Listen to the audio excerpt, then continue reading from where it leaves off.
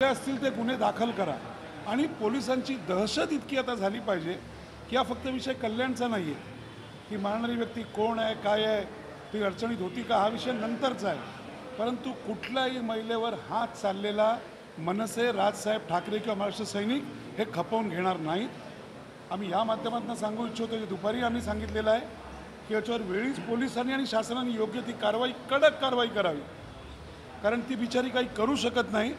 हिम्मत असेल तर त्या व्यक्तीने आमच्या अंगावर येऊन दाखवावं मग आम्ही सांगू त्याला आम्ही सगळं शिकवतो गमभन काय असतं मराठी भाषा काय असते मराठी संस्कृती काय असते कसं असतं ती बिचारी काही बोलू शकत नाही। मी जे काय ऐकलं तुमच्या चॅनलमध्ये ती म्हणाली काय डॉक्टर आतमध्ये आहेत तुम्ही जरा 2 मिनटं थांबा आणि तो माणूस नालायक लाथाबुक्क्यांनी मारतो तिला आणि आम्ही हे सहन करायचं गप्प बसायचं। हो ते राजकारण गेलं चुलीत। पहिल्यांदा महाराष्ट्राची काळजी घ्या महाराष्ट्रातील महिलांची काळजी घ्या। हा विषय फक्त कल्याणचा नाही आहे हा विषय संपूर्ण महाराष्ट्रात आहे। कुठे कुठे काय काय चालू आहे काय करतायत आमचे गृहराज्यमंत्री काय करतायत आमचे गृहमंत्री काय करतायत आणि आम्ही केलं की गुंडगिरी। एक गोष्ट नक्की जर त्या माणसाला अरेस्ट करून कठोरातलं कठोर शासन केलं नाही तर मनसे त्याला आपल्या पद्धतीत सरळ करेल। दुसरीकडे आपण जर पाहिलं तर मराठीच्या मुद्द्यावर मागच्या अनेक दिवसांपासून राजकारण सुरू आहे। तुम्ही मोर्चा काढला त्याच्यानंतर विजय मेळावा साजरा केला। केंद्रातून एक महत्त्वाची बाब समोर आली की त्रिभाषा सूत्रासंदर्भातला निर्णय हा राज्य सरकारनेच घ्यावा। केंद्राचं ह्याच्यात काही घेणं देणं नसेल पण 6वी नंतर म्हणजे त्यावेळेस माध्यमिक शाळा सुरू होतात तेव्हा त्रिभाषा शिकायला आलं तरी राज्य सरकार का दमदाटी करते? कसं असतं काही गोष्टी लाचार असतात आणि लाचारीची परिसीमा असते। केंद्राने मुस्कटात मारून सुद्धा इकडचं जर शासन सुधरत नसेल तर त्यांना सन्मान्य राजसाहेब ठाकरे नक्कीच सुधरवतील। त्यामुळे ही जी काय समिती आहे कमिटी आहे त्यांना आधीच राजसाहेबांनी सांगितलेलं आहे की कुठल्याही परिस्थितीत पहिलीपासून आता तो संपूर्ण तुम्ही तो केंद्राचा आता निर्णय वाचला असेल बरोबर आहे जे राजसाहेबांनी सांगितलं आहे तेच केंद्राने सांगितलं ना बरोबर आहे का चूक आहे? त्यामुळे कुठल्याही परिस्थितीत पहिलीपासून 3री भाषा ही आम्ही लादली जाऊन देणार नाही। महाराष्ट्राच्या राज्य सरकारमधले मंत्री हे विधानसभा अधिवेशन सुरू असताना सॉलिटियर सारखे गेम खेळताना पाहायला मिळतात। एकीकडे शेतकऱ्याची बिकट परिस्थिती असताना कृषी मंत्री जे ते असे सॉलिटियर गेम विधान भवनात खेळताना पाहायला मिळतात। त्याच्यानंतर त्यांना जास्ती त्यांच्या गेमची काळजी आहे शेतकऱ्यांपेक्षा। आज शेतकरी जी काही शेकड्यांनी आत्महत्या झालेली आहे जो कर्जबाजारी झाला आहे त्याच्याबद्दलचं तीव्र भावना असती ना तर अशा प्रकारची बोटं त्या सॉलिटेअर किंवा गेम खेळण्यावरती गेली नसती ते मी ऐकलं।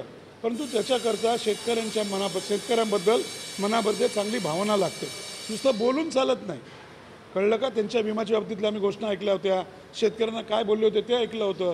कसं झालं आहे ह्यांच्यावर वचक नाही आहे ह्यांनी महाराष्ट्रातील जनतेला गृहीत धरलं आहे आणि त्यांना दिसेल येणाऱ्या काळात मनसे काय काय करते।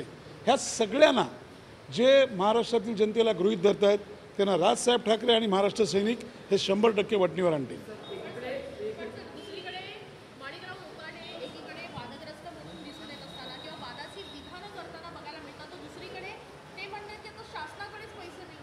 आता त्यांनी शासनाला भिकारी म्हटलंय ना काय तुमची भाषा काय घरचा आहेर ना मग आता शासनाने उत्तर द्यावं की ते कंगाल आहेत भिकारी आहेत का प्रचंड पैसे शासन तर सांगतंय आमच्याकडे भरपूर पैसा आहे मग खरं कोण खोटं कोण ते त्यांनी आपापसात ठरवावं आणि जनतेला सांगावं।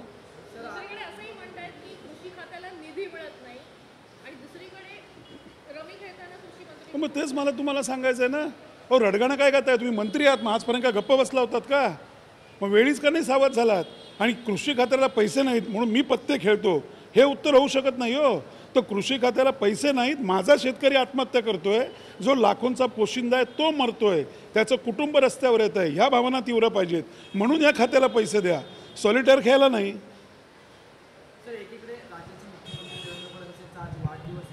त्यांना शुभेच्छा आहेत।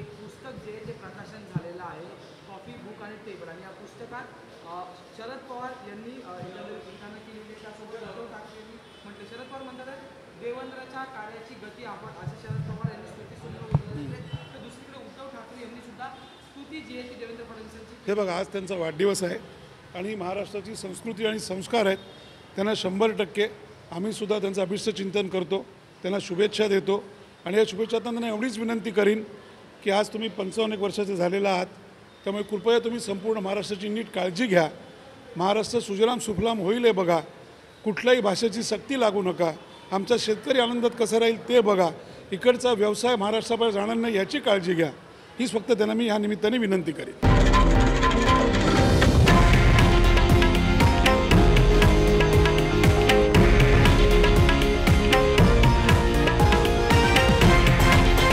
हे आहे देशातील नंबर 1 न्यूज नेटवर्क आणि आपण पाहत आहात TV9 मराठी, एकमेव.